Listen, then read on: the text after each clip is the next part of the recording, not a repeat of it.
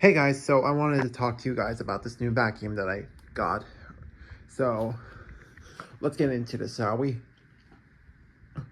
So I bought this vacuum at the beginning of the year. I got this back in January. So this is from Hoover. This is called the Wind Tunnel All-Terrain Vacuum. So this costs around $250 to around $270 online and stuff. If I got mine on eBay for $100. So as always, I'm going to talk to you a little bit about this vacuum, and then I'm going to demonstrate for you guys how it works and stuff. So it's called the all-terrain because there are two brush rolls. So you have a soft roller in the front, and then you have a regular brush roll in the back. This is actually Hoover's first time doing a two-roller vacuum. So let me just so you can get a better look at the brushes. So you have your soft roller right here, and then the brush roll has two different materials. You have a rubber thin brush roll right here, and then you have these brushes right here, which are a little more stiffer and stuff. I know this is pretty dirty. I've been using this for a while, so I did give the all-terrain a good clean out before this video, but you can't always get everything pristine clean, of course. So in terms of this vacuum compared to my last Hoover vacuum, right off the bat, I'm just gonna flat out say this. This, in many ways, is a lot better than my old Hoover vacuum. I had the Max Life Pro Pet Swivel. Yeah, I had that for about 3.5 years. I liked it the first year I had it, but over time, I just stopped liking it altogether. This one, on the other hand, way different. I actually like the all-terrain way better than my old Hoover vacuum in many ways. Like, it's the little things, honestly, with this vacuum that I like more compared to the last Hoover I have. Like, for example, so here's one thing that's better than my old Hoover. See where the hose is placed? How it's placed, like, down here and stuff? Because of where it's placed, this vacuum does not tip and fall. Like, my last Hoover vacuum had the hose up high, and it would tip and fall all down, all the time. Same with the cord. The cord was, like, higher up on the vacuum, and it goes around this area, so it would always tip and fall. No. Down here, it's lower. So, it's little design details is what makes this vacuum so much better than my old one, and why I just really like this so much better. I mean, and this is also, compared to my last Hoover vacuum, this is actually a lot lighter too. My last one weighed 17 pounds. This weighs about somewhere between 14 and 15 pounds, so it's a lot lighter compared to my old Hoover vacuum. This is a 2 air pathway vacuum, so you have a pathway that goes through here, straight up into the bin and stuff. So it's like, swoop, and boom, like so. Oh, and there's a separate pathway for the hose. Let me show you this part right here. So I'm gonna take the hose off, so keep your eyes on this part. See? So when you take the hose out, it shuts off the suction to the floor and transfers it to the hose, and then when you place the hose back on, it transfers the suction back to the floor. So it has a separate design pathway. The hose on this thing is about, combined with the wand, reaches about 12 feet long, so that's pretty long. And there are 3 different attachments, so let me take them off. There we go. And here we go. So you have a dusting brush and crevice tool right here, and then you have a turbo brush. The turbo brush has a rubber blade surrounding the whole area and stuff. So this really gets up like pet hair, all that, which is really nice. So because I have a lot of pets, so therefore vacuums really need to handle all the pet hair that I throw at this. And I throw a lot of pet hair at my vacuums all the time. Those two over there, main reason why I vacuum all the time. Anyways.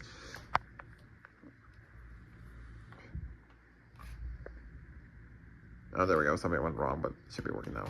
All right, so this is a bagless vacuum. Come on. There we go. Didn't want to come off for a moment. So this is a bagless vacuum. There are 2 filters on this vacuum cleaner. The first one is up here. This is the pre-motor filter. All right, so, you know, just like with every filter, you take this out every 3 months, wash it, leave it out to dry for 24 hours, and then it just stores right here. And then this vacuum has a lot of cyclones. Like, look at this. There are like so many cyclones on this vacuum. I don't even know how many there are. I haven't counted them yet, but there are a lot of cyclones on this vacuum cleaner. The HEPA filter is behind this door. Let me see if I can get this off for a moment. I'm going to show you guys the HEPA filter. All right, lay it down like so. Take this cover off, and then you push down and out, and this is the HEPA filter. I'm kind of disappointed with the HEPA filter on this vacuum because it's a very thin HEPA filter, so this is not a good vacuum if you have allergies and stuff like that. It is like disappointing. I do really like this vacuum, but I wish they would have worked on the HEPA filter and made it better for this vacuum because, I mean, I vacuum all the time and I have a lot of pets and stuff, so regardless of what situation you have, a vacuum needs to have a good HEPA filter, and it's decent, but it doesn't do well with allergies, so I really wish Hoover would have designed the HEPA filter better on this vacuum. This is the hose on it, of course, and there are two ways you can use the hose. So there's a little clip right here where you can just click that in, and then the handle pops out, so boom, you have a handle right here. Or if you want, this is the button to release the wand, boom. And now you have a very long wand on, so you can get all around on the bottom, top. When you are putting the hose back, let me show you this because this is very important to know. So there's a track right here. Here you have to line up with the wand and hose, so that way to connect. So that way the transporter can transfer the suction back to the floor or from the hose. The on-off switch is right here, and then the all-terrain has two power modes. So this has a low and a high power mode. I use mine on high power mode pretty much all the time. It's rare that I use it on low power mode just because I want the full effect of the power of the all-terrain. The all-terrain has a headlight, and then this brush, the brushes are actually pretty good at resisting tangles. So here's what I mean, because it's kind of a mixed reaction when it comes to, or mixed answer, I should say, as far as like when it comes to this vacuum resisting hair tangles. So this brush roll right here doesn't get tangled at all, like no pet hair, no human hair, none of that. The soft roller, on the other hand, though, it doesn't get tangled with pet hair, but it can get tangled with human hair. There's no like specialty cones or something to cut the hair off this one. So do be prepared if you do have like a person with very long hair in your life and stuff, and they shed a lot. So be prepared for this brush roll to tangle with human hair. But honestly, it doesn't bother me that much. I'm used to cleaning out vacuums. I'm the vacuum person in my family, so therefore I'm vacuuming all the time. I'm cleaning out the vacuums, taking care of them, all that, and some. This has a 30-foot power cord, like so, right here. Alrighty, let's kick this boy on. Let's kick this bad boy on. So let's put it down right here. One thing I like to point out that I personally do, I don't know if anyone else does this with this vacuum or if you'll be the same with me, but when I so here's the thing, when you turn on the all-terrain, it's always on its low power mode. So you do have to push that button right there to select the high, of course, the high, low. But here's the thing, it always stays on low no matter what. So when you turn it off and not use it for a while, it goes back to low and stuff. So you do have to, if you want high, you got to turn it on high. But let's get right to the point. What I'm trying to say is, I like to let the all-terrain warm up for a little bit before I press the high power button, because I find when I do that, then I get the full effect of high. All right, so let me turn it on and demonstrate and show you guys what I mean by that. So, all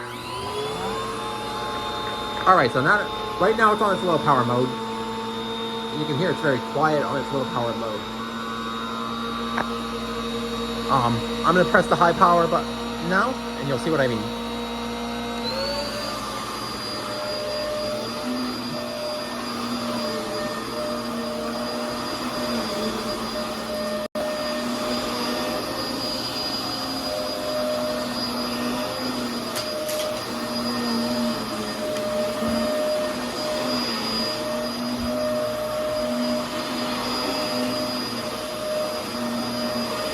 Oh, also it lies flat too. Like, look at this. You can get it under furniture, of course.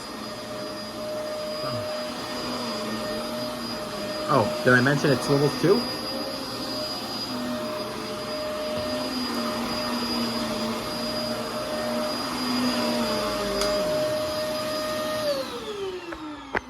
Yeah, so when I use this vacuum, I always use it on its high power mode, and I like to let it warm up for a little bit before I press the button to put it on high. But honestly, you can use it in any mode. It works on both modes pretty well and stuff. Oh. Alright, so here's my final takeaway when it comes to the all-terrain. Right. In many ways, I like this one so much better than my old Hoover vacuum. And I'm very happy with it. I don't know what's gonna happen long haul.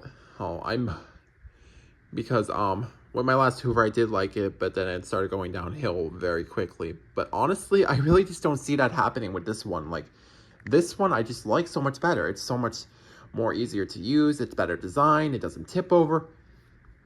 It's not as bulky and heavy as my old one. It's just, in many ways, the wind tunnel all-terrain is just so much better than my old Hoover vacuum. So I don't see me liking it the first year and then after some time being like, oh, I don't like this as much as anymore. No. This one, it definitely hits so much different. So honestly, I really like the all-terrain. I do. It may not be perfect in many ways, shape, and form, but honestly, not every vacuum is perfect. Every vacuum has its flaws and stuff. But the pros certainly outweigh the cons when it comes to the all-terrain. Right, so I really do recommend this vacuum, and I really love it. I'm not hoping. I am determined that I'm going to like this vacuum for however long I have it, and it's not going to end up like my last Hoover, for where it goes downhill quickly.